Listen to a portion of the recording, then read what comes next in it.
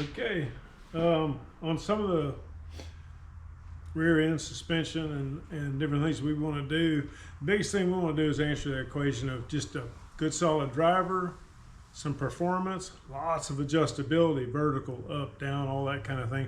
But at the same time, the simplest geometry somebody can put in, especially a hobby shop or in the backyard kind of thing, carport, you want to be able to afford it. You want to be able to do something that is lasting and you know, it's just some good components, good parts, but not a ton of crazy geometry and really hard to do. This is a lot of typical street rod parts that you can get.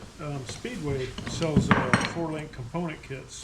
They come pre-bracketed and everything, but they're typically for street rods, like a deuce frame 32, 29 hot rod stuff, tubular box, homemade stuff. What we're doing in this little Cuda project is we want that 4-link, that triangulation, keeping this thing true and running down the road really well. So we know that by going with some where the money needs to be in these like QA1 shocks, they come with these really cool offsets, come with this heavier duty adjustable bracket. As you can see, we just simply trim these away and unload that. We'll box plate these and even them up so they still do their job at the axle point, and we'll be able to run them in a parallel. The little triangle links that are over there, they come with it, and that'll triangulate the whole thing, keeps it from moving side to side, gives us great vertical. We've got some beautiful adjustability here. We've got our 3 points of adjustability mechanically, and we've got the actual spanner tool itself that we can raise this up and down 3 inches easy. So a lot of movement, a lot of control. Really cool and easy to do, but honestly somewhat affordable. Put your money in the actual ride and some good quality stuff here, and then component build and take away the cheaper kind of stuff. And you can see this just in the simple thickness and how this stuff's made compared to getting some quality stuff. And again, it's still Speedway, so they get it, they know what we're doing. But this keeps us in a full adjustability. We can phase it, degree the rear end, keep things where we want to keep them, and it gets us a really nice ride. And we can tighten it up for the weekends and do a little drag racing. Get our length where we want, probably right down here where it starts to neck into a little bit of a square, and just simply make a piece of 3/16, weld this in, and then we're strong, we're gusseted. We've got our radius for axle, and we're ready to mount these wide, and we can use our mounts, heavier duty mounts that we got for how we're making the shocks in the rear, the back of the rear, and it'll be really cool because we can put those wherever we want to inboard, and then the whole suspension works without worrying about all these position points that come pre-mandated for you.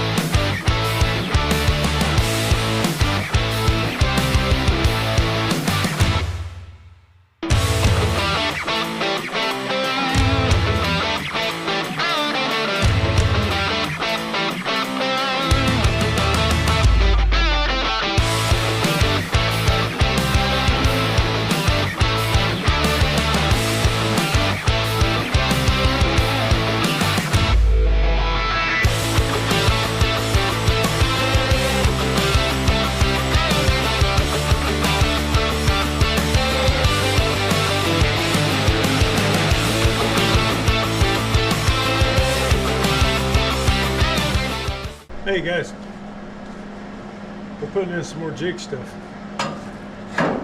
Reasoning's pretty simple. We're finally at the day where we can take this bad boy off frame jig. That's one of those milestone moments. Y'all know how that is. Yep. So we're just adding some insurance.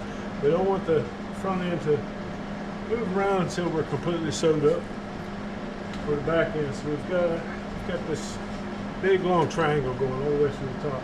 There's your top bars, got an X, it can't go side to side, can't go up and down.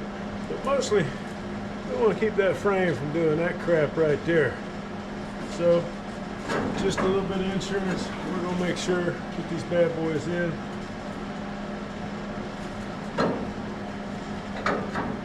And we're good to go.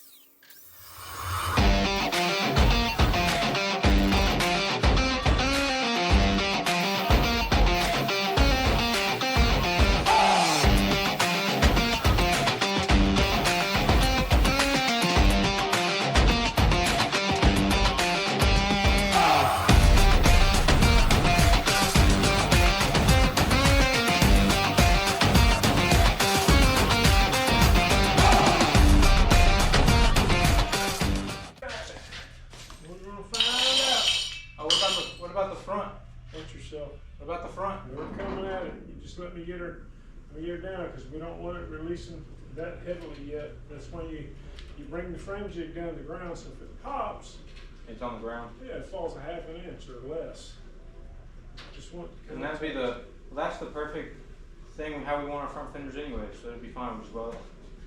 Well, it's actually good news. That means our bracing's about right if it popped up. If it didn't pop at all, or if it popped down, we'd be in a little bit of trouble. But it's actually, because the way you rear end and the way to your front end, that's what we're doing. You want to cut them? Yeah. Right here. Cut right through the tip of your frame. Try and keep it straight and pretty, but just cut right through that weld, okay? I got you.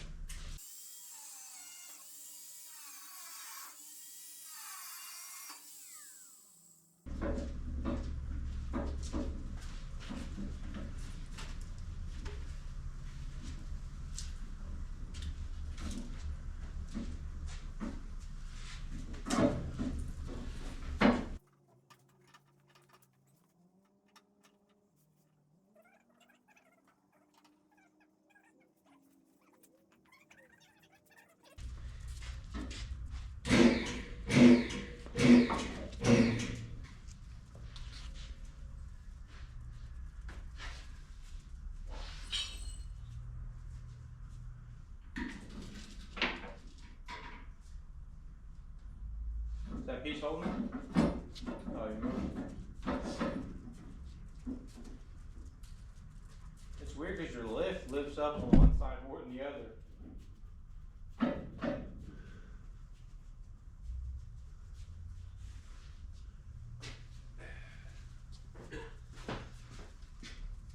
It's almost impossible to get these things perfect and straight. Yeah.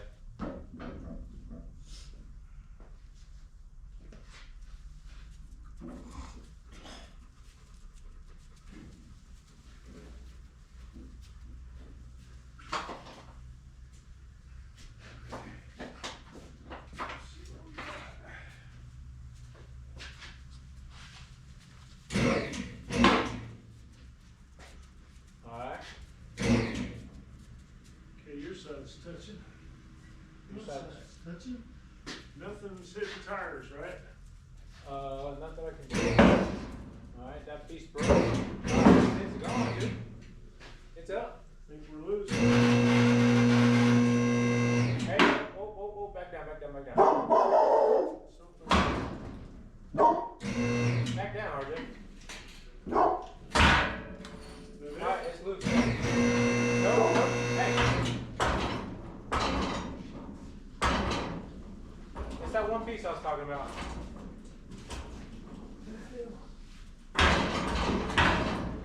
Hang on. We're hitting the left and the stuff.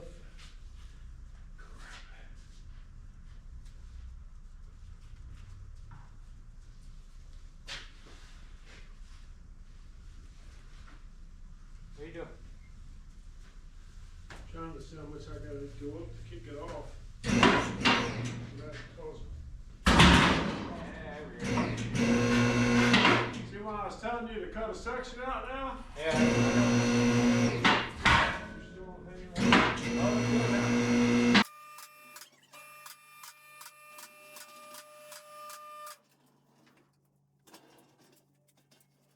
This is part of that triangulation kit. Do a little bit of modification on it. What we want it to do is be parallel to the bottom, but really stay tucked in. We want to run the car kind of low, so the idea is more parallel to the frame. Better your geometry will be. So a little notching, a little tucking. We'll make an access hole, think it through, cover everything so you can get nuts and bolts apart later on when you have to work on this thing. So anyway, that's the idea right there. The triangular, those top links will go in, and if you run on the street, just like parallel bars, keep them adjacent to each other at the same height. If the back points are 10 inches apart, make the front points 10 inches apart. If you run it downhill a little bit of bite, it's great for drag racing. If you're gonna run around town, yeah, you're running parallel. It just drives and rides better, more articulation from the up down. Anyway, we're gonna get some things welded on and make this thing roll. Heck, we won't see it on the ground.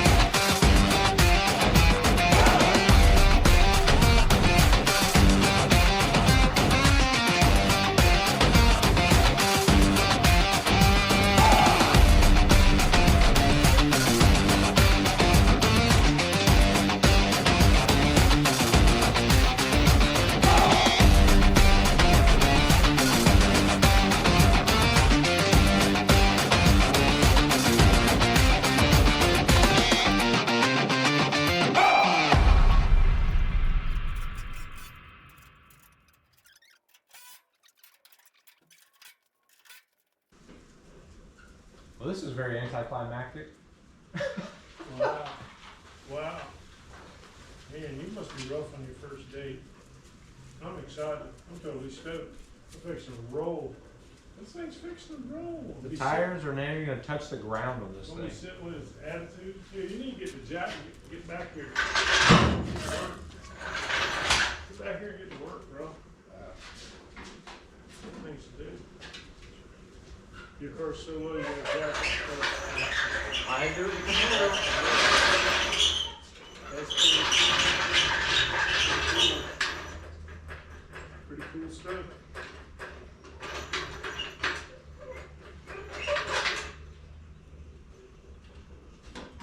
Close enough. Check me out, Papa. There we go. Good. So much. Kick it out. Stick it all the way in. Alright, now go to the front. I'm about to hit a wheelie. Take it around the front.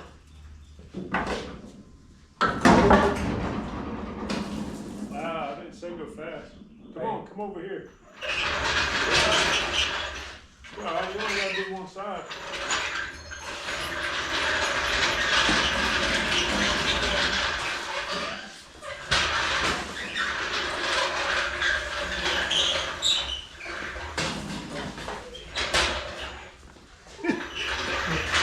Spit that side out. That was awesome.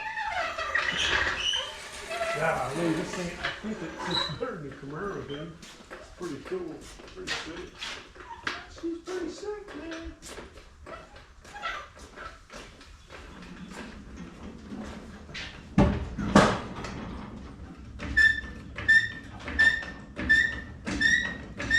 It's weird how light it is.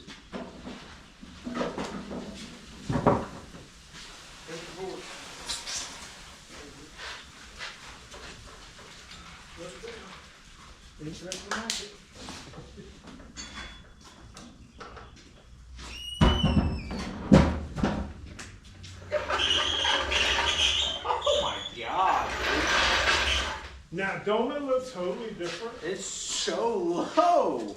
It's supposed to be. And it's not even a low rider.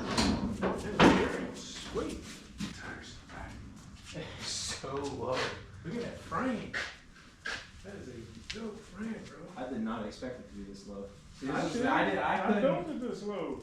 God, it's so low. No, it's not. Look at the height. You got over 6 inches. You know what street rod is? Dude, this thing lame. Do you know what street rod is? Do you know what street rod is? 4x4. They build them on 4x4s. I just. You're 2 inches higher. I'm absolutely in love. It's. It's so low. I didn't. It's just so small. I haven't It's seen. supposed to be. It's a compact car. It's an Yeah, that's an A-body. A-body. I know it was too.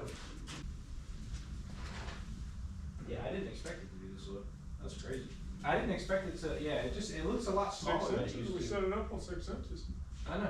Well, street rods are set up on 4. Like the rat rod stuff. I mean, traditionally. You know how guys used to build cars? Huh? Stick the tires out and all those. No, you know what the first frame jig was? What? Bunch of 4x4s. That was it. That's how all straight. If it wasn't, if you couldn't slide a 4, in other words, anything that was above a 4x4, if you could slide a 4x4 under it, the car was too high.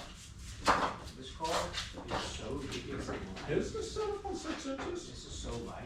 Oh, It's no. crazy. That's why I want to get out there and get. I want to get away from it. We gotta move this 57 somehow. All right, now you can get a lot better picture of what we're actually trying to achieve here. Off the frame jig and just sitting with a little concrete parked in position at her ride stance for her future. It's a really cool setup. This integral built ladder idea that ties the whole body together, and you know, it really gives a whole new meaning to unibody. And ironically, you know, those late 60s Euro copy of unibodies, they tried tower suspension and kind of not really tying in the body with any real frame or anything. Prospectively, it was a good engineering plan. Affordably, they did it kind of on the cheap, and that's kind of what you got. If you take some race ideas and some really solid engineering and some good pieces and just a little bit of work, and we're tying this in with a full cage system, not just a hoop or a roll bar, a full cage system. It'll be integrated as part of the car.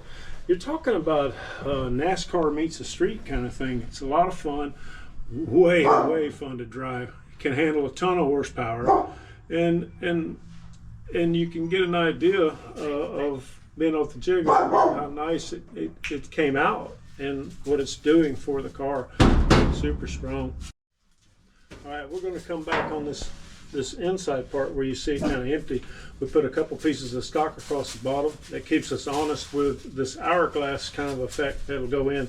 It'll unify the inside part of the frame, keeping the in and out, side to side motion really solid.